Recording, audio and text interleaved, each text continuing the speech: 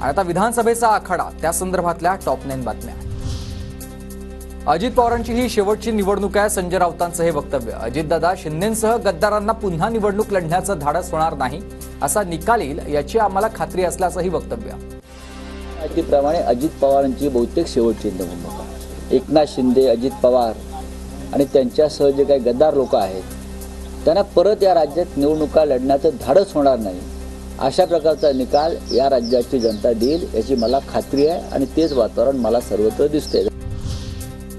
अजित पवार, भाजपसोबत गेल्यापासून बजेटची शिस्त बिघडली आहे। भाजपमुळे बजेटमध्ये बेशिस्तपणा वाढलाय, रोहित पवारांची टीका।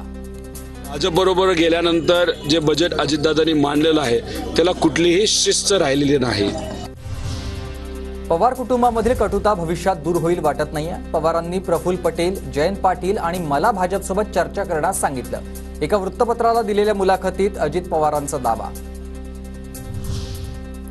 उद्धव ठाकरेंनी जनादेशाशी गद्दारी केली। 2019 मध्ये ठाकरे काँग्रेससोबत गेल्यानंच विनोद तावडेंचा हल्लाबोल। 2019ला भाजप शिवसेना युती म्हणून जनतेने जनादेश दिला, त्या जनादेशाच्या विरोधात जाऊन माननीय उद्धवजींनी काँग्रेस बरोबर सरकार बनवलं, ही गद्दारी आहे। ओनली राष्ट्र नो महाराष्ट्र माझं पक्क, ज्याची चर्चा असते ते कधीच होत नाही।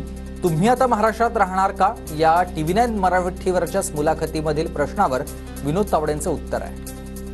बऱ्याच वेळा म्हटलं की मला प्रामाणिकपणे राष्ट्रीय स्तरावर काम करताना एक वेगळा आनंद मिळतोय। दिल्लीत राहावं, राष्ट्रीय पातळीवर राजकारण करावं, म्हणून मी ते म्हणतो सुद्धा की ओनली राष्ट्र नो महाराष्ट्र हे माझं पक्क आहे।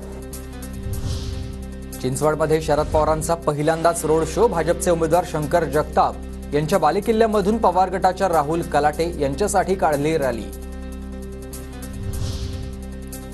अमित ठाकरेंचा प्रभादेवीमधील सिद्धिविनायक मंदिर परिसरात प्रचार। अमित ठाकरेंसोबत त्यांच्या पत्नीही मिताली ठाकरे या प्रचारात सहभागी।